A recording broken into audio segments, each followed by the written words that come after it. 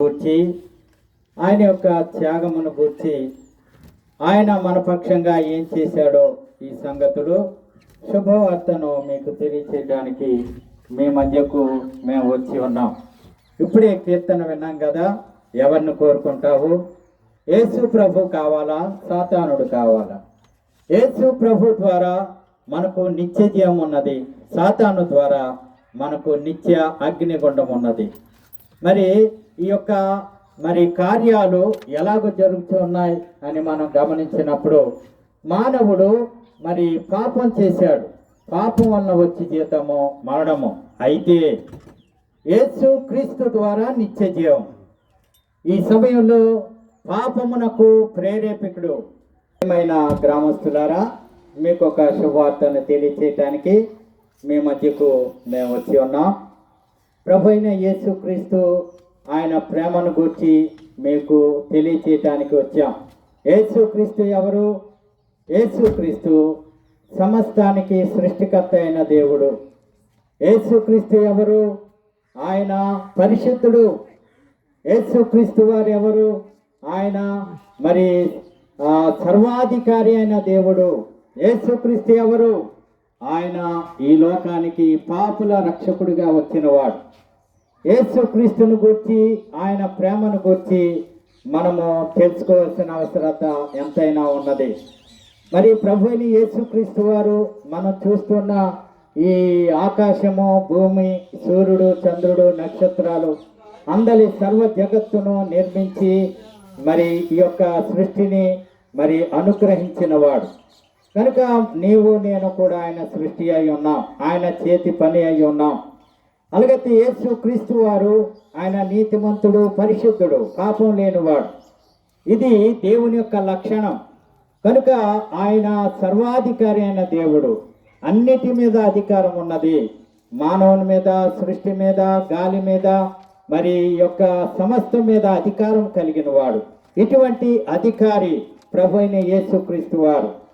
మానవుడు పాపం చేసి దేవుడు అనుగ్రహించే మహిమను పోగొట్టుకున్నాడు, దేవుని నుండి దూరం అయ్యాడు. పాపం అంటే అవిధేయత కనుక, పాపం అంటే దేవుని మాట వినకపోవటమే.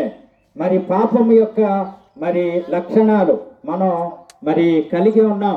అదే దొంగతనం, అదే అబద్ధం, అదే మోసం, వ్యభిచారం, అక్రమం, అసూయ, ద్వేషం, ఇవన్నీ పాపం యొక్క లక్షణాలు. ఈ పాపము లక్షణాలు ఆయా రూపాల్లో ఉన్నాయి. మానవుడు చెడిపోయాడు, మానవుని హృదయం చెడిపోయింది, మానవుని యొక్క మనస్సు చెడిపోయింది. కనుక మానవుడు పూర్తిగా నిలువెల్లా విషమయ్యాడు. ఏమండి? అలాగైతే మానవుడు పూర్తిగా చెడిపోయిన వాడిగా ఉన్నాడు, దేవునికి దూరస్తుడయ్యాడు. పాపం చేసి దేవుడు అనుగ్రహించే మహిమను పొందలేక మానవుడు దేవునికి దూరస్తుడయ్యాడు. అయితే పాపం ఎలా పోతుంది? ఈ పాపం ఎవరు పోగొట్టగలరు అనంటే పరిశుద్ధ గ్రంథంలో ఈ మాట ఉన్నది. కూషు దేశస్థుడు అనగా నల్లని వ్యక్తి, నీగ్రో వ్యక్తి తన చర్మాన్ని మార్చుకోగలడా? అలాగే చిరుతపులి తన మచ్చలను మార్చుకోగలదా? అది దాని వల్ల కాదు.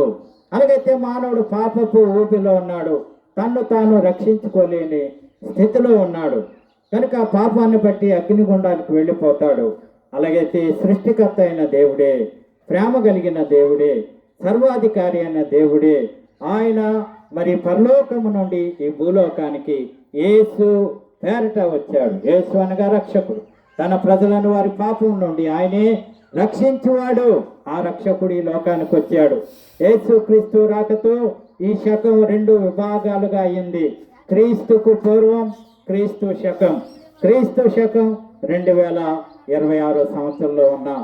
అలాగైతే ప్రభు అయిన యేసు క్రీస్తు వారు ఈ లోకానికి వచ్చి ఆయన మహత్తైన కార్యాలు, గొప్ప కార్యాలు, ఎవ్వరూ చేయలేని కార్యాలు, ఏ డాక్టర్ కూడా చేయలేని గొప్ప కార్యాలు జరిగించాడు. మానవులకు మేలు చేశాడు. కుంటివారికి, గుడ్డివారికి, మోగవారికి, చెవిటి వారికి, అంగవైకల్యం కలిగిన వారిని, అలాగే చనిపోయిన వారిని సైతం తిరిగి లేపిన దేవుడు. ఆయన మనందరి పాపముల కొరకు, పాపమును తీసివేయటానికి ఆ నీతిమంతుడైన దేవుడే, ఆ పరిశుద్ధుడైన దేవుడే, పాపము లేని పవిత్రుడే నీకు బదులుగా నాకు బదులుగా ఆయన మనందరి దోషముల కొరకు పాపముల కొరకు ఆయన సిలువ వేయబడ్డాడు. ఆయన సిలువలో రక్తం కార్చాడు, తన ప్రాణం పెట్టాడు. ఆయన మరి మన కొరకు క్షమాపణ అనుగ్రహించాడు. ఆయన మన కొరకు మరి మార్గం ఏర్పాటు చేశాడు సిలువ ద్వారా. అందుకే ప్రభు చెప్పాడు, నేనే మార్గమును సత్యమును జీవమును. ఆయన చనిపోయి సమాధి చేయబడి తిరిగి లేచాడు. ఆయన అందరూ చూస్తుండగా మహిమలోనికి వెళ్ళాడు. ఆయన మరలా రాబోతున్నాడు. కనుక ఆ యేసు క్రీస్తు రక్షకుడు, నీకు రక్షణ ఇచ్చేవాడు. రక్షణ అంటే శిక్ష నుండి తప్పించుకోవటమే రక్షణ. కనుక పాపపు శిక్ష నుండి తప్పించి పరలోక రాజ్యం ఇవ్వటానికి ఆయన ఇష్టపడుతూ ఉన్నాడు. కనుక మరి అట్టి పరలోక రాజ్యం సదాకాలం మరి యుగయుగాలు ఉంటుంది. మరి యేసు ప్రభు నమ్మకుండా పాపములోనే జీవించి చనిపోతే అగ్నిగుండము, అది కూడా యుగయుగాలు ఉంటుంది. అక్కడ ఆత్మ చావదు.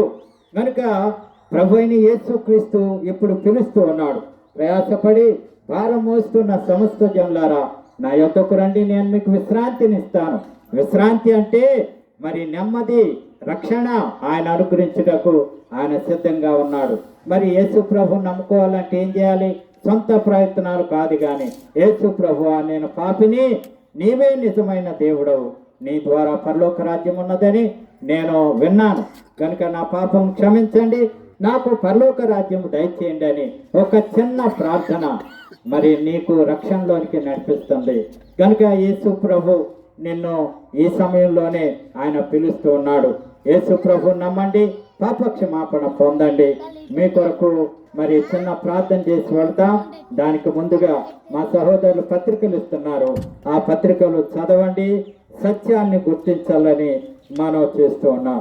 ప్రేమగల మా తండ్రి, నీకు వందనాలు చెల్లిస్తూ ఉన్నాం. ఆశానుగూడెంలో సువార్త అందించబడింది. నాయన విన్నవారి హృదయంలో కార్యము జరిగించండి.